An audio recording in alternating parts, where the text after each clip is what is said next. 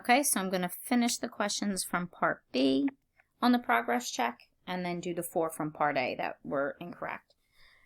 All right, the graph of the polar curve is given. What is the area of the shaded region? To be honest, I didn't even look at what you guys selected, but I would guess that most people answered Part C and have the general understanding spot on. All right, so theta just increases from 0 to 3 pi. So 0, if we think pi over 2, pi, 3 pi over 2. Well, my radius are those exact same values, okay? So I start, if we were to trace the path here, pi over 2, pi over 2, pi, pi, 3 pi over 2, 3 pi over 2, 2 pi, 2 pi, 5 pi over 2, 3 pi. So I'm thinking that most of you were like, oh, great, this is nice and easy. So my area is going to be 1/2. This point here is 2 pi. So from 2 pi to 3 pi of r squared. Sweet. And that gives us the answer of 19 pi cubed over 6. So only one of you got this correct. You got to remember that when we create this, if I think about starting at 0, 0 and rotating, when I get here to pi comma pi, this area has been created as well.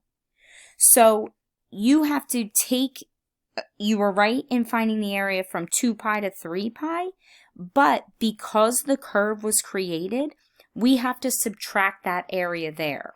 So you actually have to subtract minus 1/2 of the area from 0 to pi of theta squared d theta.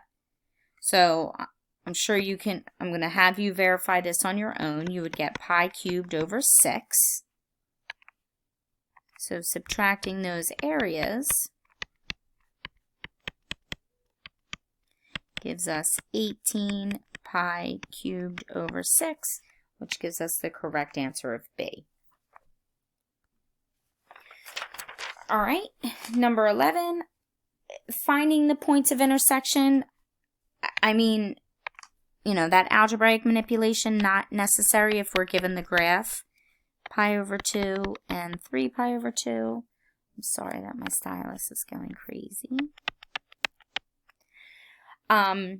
If you needed to, you know, see which graph is which, so when theta is equal to 0, this radius would be 2, and this radius would be 0. So out at 2, this would be the curve 2 plus cosine theta, the circle, and then this curve 2 minus 2 cosine theta is the one that's heart-shaped. Okay, so if I'm looking for the common interior here, right, inside both polar curves, yes, so I'm looking for this guy. Okay, so if I start at 0, and travel up the 2 minus 2 cosine curve to pi over 2, that'll give me this little piece. Then if I continue from pi over 2 to pi on my 2 plus cosine theta curve, I would get this area, right? So if we think about looking at our boundaries, so I just said I could double the area from 0 to pi over 2 of 2 minus 2 cosine theta squared. And then I could double the area from pi over 2 to pi of 2 plus cosine theta squared. All right, great, love it. But when I look at my boundaries, they're not given to me, okay? So now we got to change our thinking here. So looking at the boundaries, okay, 0 to 2 pi, no, too much area. Secondly, I have to separate them, so that makes B completely incorrect. A, I can't just add those together. So now let me check these out. If I start at negative pi over 2 on my 2 minus cosine curve, and I rotate up to pi, I get all that area. So then, remember, theta has to increase.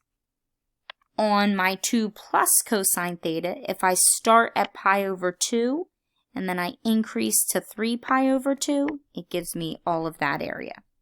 So if you compare C and D, notice that the bounds are exactly the same, okay? But a couple things with D. First of all, it's not squared. Okay, so we should have eliminated D right away because R isn't being squared. Okay, so it leaves C as your answer. So we talked about this. The bounds, as long as it creates the same region, your bounds can be very different. Okay, now on to part A. The instantaneous rate of change of a function is given. What is the value of f of 6? So instantaneous rate of change, that's our derivative. If I want to find my function value, we have to think of this in terms of a definite integral. So if I were to integrate from 2 to 6 of my derivative function, what does that give me? The antiderivative of the derivative is the function itself. So I plug in my upper bound and I subtract my lower bound. If I'm looking for f of 6, well then how do I manipulate this? I have to take my initial value at 2 and add it to the antiderivative.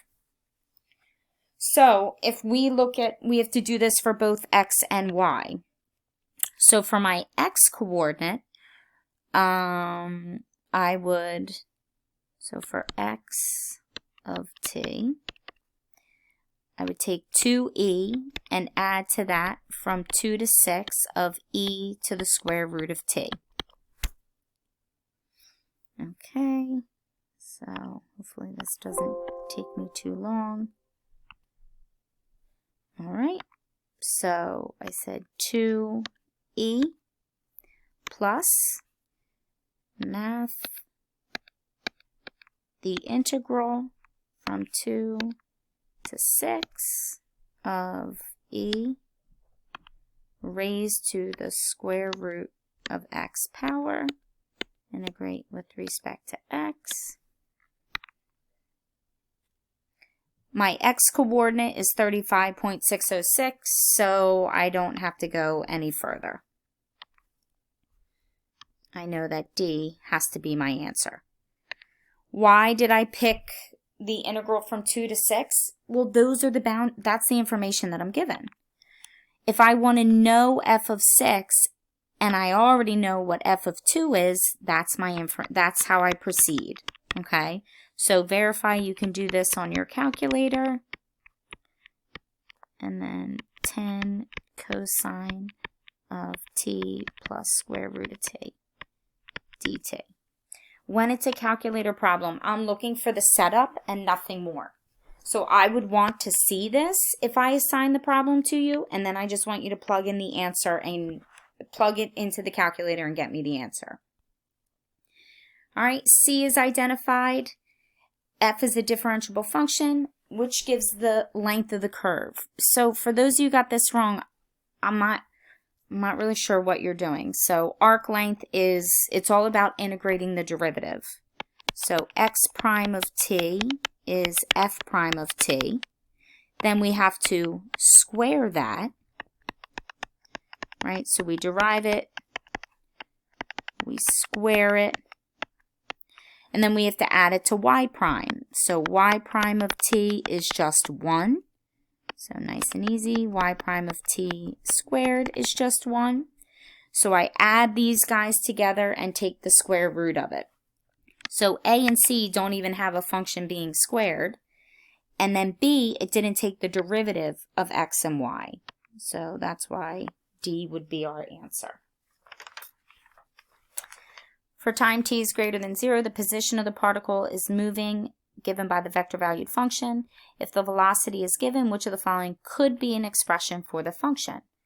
Okay, so if I have my velocity, how do I find my position function? I integrate it. So my x-coordinate of my function, I would integrate 6t squared minus 5t to the fourth.